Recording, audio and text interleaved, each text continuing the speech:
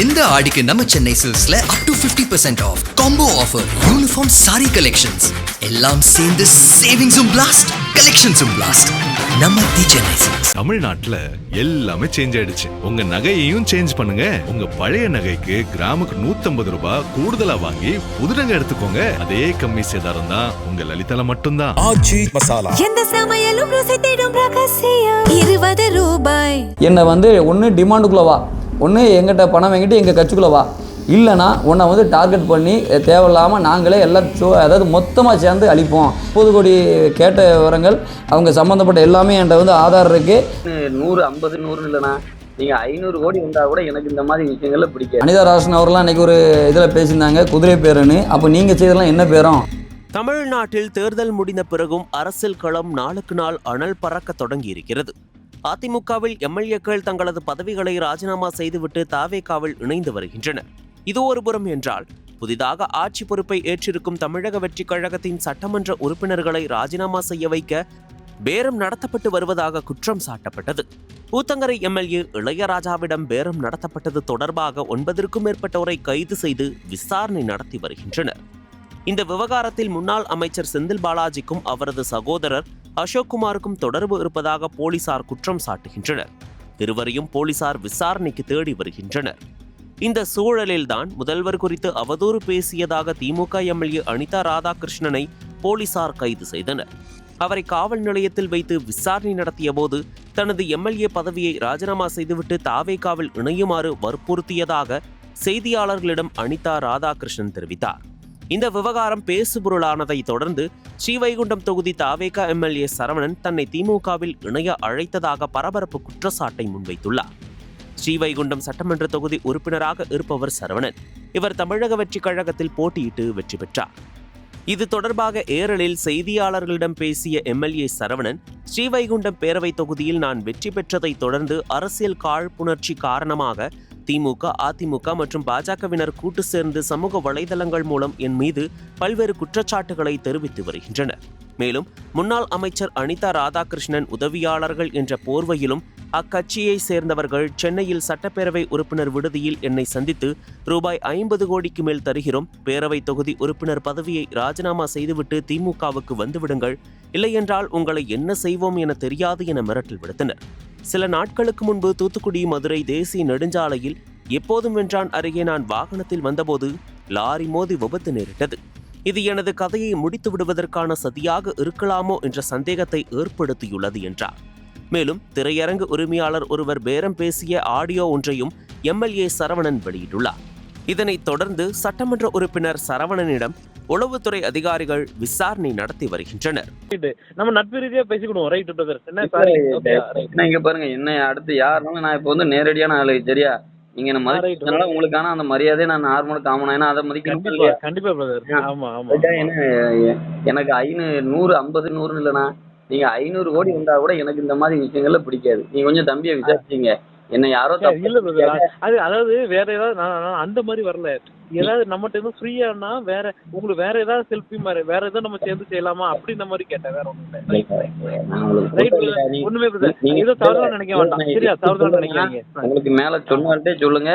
எனக்கே ஒரு வருத்தம் என்னன்னா, என்கிட்ட ஒரு 7-8 பேர் கேட்டாங்க. அதே எனக்கு ரொம்ப வருத்தமா இருக்கு. என்னன்னா, அப்ப நான் அந்த அளவுக்கு டீக்கா இருக்குன்னு நினைக்காங்களா, இல்ல இல்ல பணம் கொடுத்தா சரணம் பேரும் நினைக்காங்களா என்னன்னு தெரியல. நான் இதனால வரையும் தெரியல, பல விஷயத்த இழந்தான் கிடக்கேன். ஆனா ஒரு காலமும் துரோகமோ இல்ல யாருக்கோ துரோகமோ நான் செஞ்சதும் கிடையாது. எனக்கு வேணா எல்லாரும் செஞ்சிருக்காங்க. நான் இதனால இருக்கிற இயக்கத்துல உண்மையா இருப்பேன். ஒரு பக்கம் அதிமுக எம்எல்ஏக்கள் பதவியை ராஜினாமா செய்துவிட்டு தாவேகாவில் இணைந்து வருகின்றனர். மறுபக்கம் திமுக எம்எல்ஏக்களுக்கு தாவேகாவில் சேர பேரம் பேசப்படுவதாகவும் தாவேகா எம்எல்ஏக்கள் திமுகவில் சேர பேரம் பேசப்படுவதாகவும் அடுத்தடுத்து குற்றச்சாட்டுகள் தமிழக அரசியலில் பெரும் புயலையே கிளப்பியுள்ளது. அனைவருக்கும் வணக்கம். தமிழக வெற்றி கழக சட்டமன்ற உறுப்பினராக இருக்கேன். தமிழக வெற்றி கழகத்தில் ஸ்ரீவைகுண்டம் தொகுதியில் வேட்பாளர் தேர்ந்தெடுத்து நான் இன்றைக்கி சட்டமன்ற உறுப்பினர் இருக்கேன். தளபதி விஜய் அவர்கள் தொடர்ந்து எங்களுக்கு சொன்ன ஒரே விஷயம், மக்களுக்கு போய் சேவை செய்யுங்க, ஒவ்வொரு பகுதியிலையும் ஆய்வு பண்ணுங்கள், அங்கே உள்ள விவரங்களை மக்களோட குரலாக நீங்கள் இருக்கணும். ஏன்னா ஒரு சட்டமன்ற உறுப்பினர்னா என்ன, மக்களை பேச முடியும். இன்றைக்கி வந்து ஏழ்மனையில் இருக்காங்க, கிட்டத்தட்ட என் தொகுதியில் 50,000 குடும்பம் இருக்குன்னா அதில் 40,000 குடும்பம் வறுமையில் தான் இருக்குது. அப்போ இந்த 40,000 குடும்பம் மட்டும் இல்லை, அந்த 50,000 குடும்பத்துக்கு ஒரு குரலாக, அதாவது தவறு நடக்கும்போது அதை ஒரு கேட்குற குரலை என்னை வந்து சட்டமன்ற உறுப்பினர் என்னை வந்து கொடுத்துருக்காங்க. அந்த பணிகளை நான் தொடர்ந்து செய்கிறனால இதில் தாழ்ப்புணர்ச்சி, ஏன்னா தொடர்ந்து என் மேலே ஒரு அரசியல் தாழ்ப்புணர்ச்சியில் நீங்கள் பார்த்துருப்பீங்க. அதிகமாக தூத்துக்குடியிலே அதிகமாக விமர்சனத்தை உள்ளாக்கப்பட்டது நான் தான். திரும்ப திரும்ப உண்மைக்கு முறகா, ஏன்னா இன்றைக்கி 7.5 கோடி மக்கள் இருக்காங்க. ஒரு எம்எல்ஏ மீது ஆதாரமற்ற குற்றச்சாட்டை சொல்கிறது இயல்பு. ஆனால் என்னை தனிப்பட்ட முறையில் என்னை பணியை வந்து செய்ய விடாமல் என்னை திரும்ப திரும்ப வந்து எதிர்ப்புகளின் ஒரு தவறான ஒரு இதையும் இது பண்ணுறாங்க. இது போக இல்லாமல் நிறைய நபர்கள் என்னை வந்து டேரெக்டாக நீ 30 கோடி தரேன், 50 கோடி தரேன், 100 தரேன், இல்லை அதையும் தாண்டி தரேன், நீங்கள் வந்து திமுக வந்துடுங்க, இல்லைனா உங்களை வந்து இப்படி தான் நாங்கள் பண்ணுவோம், இது தென் மாவட்ட அரசியல், கிட்டத்தட்ட தமிழ்நாட்டுக்குள்ளே 100 பணக்காரங்க இருக்காங்கன்னா அதில் 60% திருநெல்வேலி மாவட்டம் தூத்துக்குடி மாவட்டம் தான் இருக்காங்க. அதனால் தென் மாவட்ட அரசியலில் நீங்கள் வந்து கீழேருந்து ஒரு ஏழ்மலையிலேருந்து வந்துட்டீங்க. ஏன்னா நான் இப்போ நான் படுற பாடு இந்த ஏழ்மலையிலேருந்து வந்ததுனால தான். இன்றைக்கி அடிமட்டத்துலேருந்து நான் ஒரு எம்எல்ஏ ஆனதுனால என்னை வச்சு என்னென்ன பண்ணணுமோ அவ்வளோ கஷ்டத்தை உண்டாக்குறாங்க. அதாவது ஒரு நபர் மேலே ஒரு குற்றச்சாட்டு வைக்கணும்னா முறையான ஆவணம் வேணும். ஏன்னா அதை செஞ்சேன்னு சொல்கிறாங்க, இதை செஞ்சேன்னு சொல்கிறாங்க. இன்றைக்கும் என்னோட தனிப்பட்ட முயற்சியில் நான் வந்து இன்றைக்கி ஒரு 12 வருஷமாக நான் ஒரு சமூகலவராக என்னோட ஆக்டிவிட்டியை தான் நான் தொடர்ந்து மக்களுக்காக பணி செய்கிறேன். இன்றைக்கும் 250 பேருக்கு இல்லம் தேடி உணவு கொடுத்துட்ருக்கேன். இந்த தூத்துக்குடி மாவட்டத்தில் இல்லம் தேடி உணவு யாரும் கொடுக்கல, நான் கொடுத்துட்ருக்கேன். தேடி வாசலில் போய் கொடுத்துட்ருக்கேன். அதுபோக என் பதில் மனிதன் நிலைக்கணும், எல்லாரும் சமம் என்ற ஒரு விஷயத்தை உருவாக்க பெட்டி கூலிங் பாக்ஸ் வண்டி, ஒரு நபர் இறந்தா இதை நான் வந்து தொடர்ந்து பண்ணிகிட்ருக்கேன். அதுமாதிரி என் பதில் தண்ணி இல்லாத போது தண்ணியை 3 வண்டி கொடுத்து தண்ணியை நான் கொடுத்துட்ருக்கேன். இது போக ஆதரவு இல்லாதவங்களும் தான் ஏதாவது இறந்தாங்கன்னா யாரும் இல்லாமல் வந்து அவங்களை அடக்கம் பண்ணுறது, முழுக்க சோசியல் ஆக்டிவ் ஒர்க்கில் நான் பண்ணிகிட்ருக்கேன். என்னோட முயற்சி நான் இங்கே வந்து நான் அரசியலில் ஒரு வளர்ச்சி அடைஞ்சிடக்கூடாது என்ற ஒரு கண்ணோட்டத்தில் இங்கே இருக்க திமுகவை சேர்ந்த ஏடிஎம்கே சேர்ந்த இதுக்கு முன்னாள் அமைச்சர்கள்லாம் எல்லாம் சேர்ந்துக்கிட்டு என்னை வந்து ஒன்று டிமாண்டுக்குள்ளே வா, ஒன்று எங்கிட்ட பணம் வாங்கிட்டு எங்கள் கட்சிக்குள்ளே வா, இல்லைனா உன்னை வந்து டார்கெட் பண்ணி தேவையில்லாமல் நாங்களே எல்லாம் அதாவது மொத்தமாக சேர்ந்து அழிப்போம். ஏன்னா அதான் நடந்துகிட்ருக்கு. நீங்கள் இப்போ என்னை வந்து சோசியல் மீடியா நீங்கள் பார்த்தா தெரியும், முழுக்க குறிப்பிட்ட நபருக்கு மட்டும் திரும்ப என்னை பற்றி தவறான விஷயங்களை சொல்கிறாங்க. எதை சந்தை எந்த ஒரு ஆய்வு நான் செஞ்சாலும் அந்த ஆய்வை எதிர்மறையான விமர்சனங்களோ தப்பானதை கொண்டு போயிட்டுருக்காங்க.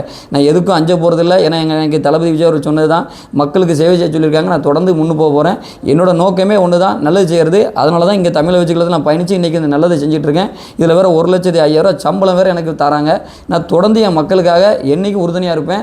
எந்த ஒரு விஷயத்துக்கும் பின்வாங்க மாட்டேன். அதேமாரி முழுக்க ஒவ்வொரு ஸ்கேம் இங்கே நிறைய இருக்குது. சிறுவண்ட தொகுதியை பொறுத்தவரை 80% விவசாயம். ஆனால் இங்கே உள்ள எந்த குளமுமே கிட்டத்தட்ட இருக்கிற 100 குளம் இருக்குன்னா 100ல் 80 குளமும் கரையும் தெரியாது, முடிவும் தெரியாது. முழுக்க வியாபார நோக்கத்தை மட்டும்தான் தவறான அரசியல் சூழ்ச்சிகளை பண்ணிகிட்டு இருக்காங்க. இதெல்லாம் நான் வந்து ஒவ்வொன்றா எல்லாத்தையும் எடுக்கிறனால இதன் மூலமாக இங்கே வந்து அந்த வியாபார பணம் சம்பாதிக்கின்ற நோக்கத்தில் இருக்க சில நபர்களோட முகத்திரையில் கிழிக்கப்படும். இந்த லஞ்சம் இல்லாத ஒரு சிறுகுண்ட தொகுதியாக மாறும் என்ற நிலையை வந்து இவங்க பயந்து வந்து என்னை வந்து டார்கெட் பண்ணி இது பண்ணுறாங்க. நான் தொடர்ந்து அவங்க என்ன தான் எனக்கு இது பண்ணாலும் நான் தொடர்ந்து மக்கள் பணிக்கு இது பண்ணுவேன். அதேமாதிரி இந்த 30 கோடி கேட்ட விவரங்கள் அவங்க சம்மந்தப்பட்ட எல்லாமே என்கிட்ட வந்து ஆதார் இருக்குது. அதை நெல்லையை சேர்ந்த ஒரு தேட்டரு ஓனரும் அதுக்கு சம்மந்தப்பட்ட அடுத்து இந்த கரண்ட் முன்னாள் அமைச்சர் அனிதா ராஜனோட கூட இருக்க 4 பேர் பேசியிருக்காங்க. ஒரு ஆள் பேசல, 4 பேர் பேசியிருக்காங்க. எல்லாமே ரெக்கார்ட்மெட்டிக் ஆதார் இருக்குது. என்கிட்ட கால் பண்ணது, என் கூட இருக்கவங்கிட்ட பேசினது எல்லாத்தையும் ஃபோன் பண்ணி ஒன்று இங்கே வந்துரு, இல்லை நாங்கள் அழிச்சிருவோம், இந்த ஒரு டார்கெட்டில் தான் பண்ணுறாங்க. ஆனால் ஒரே ஒரு பிரச்சனை தான், நான் ஒரு அடிமட்டத்திலேருந்து ஒரு ஏழ்மை நிலையிலேருந்து இங்கே வந்ததுனால தான் என்ன இந்த டார்கெட் பண்ணுறாங்க. இதை வந்து கட்டாயம் நான் வந்து எதிர்கொள்வேன். ஏன்னா என்ன நடந்தாலும் சரி, நான் இந்த தொகுதியோட மண்ணின் மைந்தன். இந்த சிறுவண்ட தொகுதியில் நான் கஷ்டப்பட்டு ஒவ்வொரு காலங்களில் பல ஆஃபீஸுக்கு நான் குறைகளை மக்களுக்கான பணிகளை செய்ய நான் அலைஞ்சிருக்கேன். எந்த இது நடக்கலை. ஆனால் இன்றைக்கி ஒரு சட்டமன்ற உறுப்பினராக என்னோட பயணத்தை நான் வேகமாக செஞ்சு, ஏன்னா எனக்கு வேலை கிடையாது, பிரச்சனையே இந்த ஒன்று தான். இப்போ மற்ற எம்எல்ஏ இருக்காங்கன்னா ஒரு சில தனிப்பட்ட இது இருக்கும். நான் காலையில் 10 to நைட்டு 12 மணி வரையும் நான் தொடர்ந்து என்னோட மக்கள் பணியை ஒவ்வொரு ஊராக போய்ட்டு நான் என்னோட பணிகளை செய்கிறேன். ஒவ்வொரு தெருவாக ஒவ்வொரு வீடாக போய்ட்டு அங்கே உள்ள பிரச்சனையை நான் வந்து கேட்குறேன்.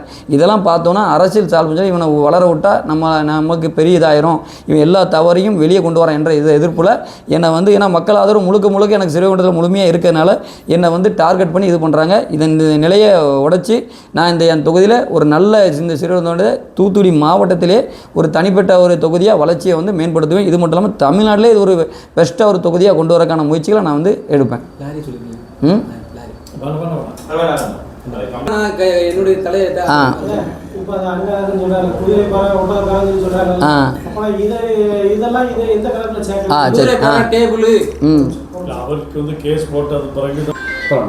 அதேமாரி அனிதா ராசன் அவர்லாம் இன்றைக்கி ஒரு இதில் பேசியிருந்தாங்க குதிரை பேருன்னு. அப்போ நீங்கள் செய்ததெல்லாம் என்ன பேரும்? நீங்கள் வந்து வாய் முறையில் பொய்யா சொல்கிறீங்க. நான் எவிடன்ஸாக கொடுக்க முடியும். என்னோட எம்எல்ஏ கோட்ரஸ் ஆஃபீஸில் வந்து உட்காந்துருந்து நான் அன்றைக்கி வந்து மிரட்டி ஒன்று எப்பா நீ கீழேருந்து வந்தவன், நீ வந்து வண்டியில் போனால் உன்னை லாரியில் அடித்து தூக்கிடுவோம். அதேமாதிரி நடந்துச்சு. ஒரு 25 நாள் முன்னே எங்கள் எப்போது வண்டரம் பக்கத்தில் என்னை எதிர்த்து ஒரு லாரி வருது.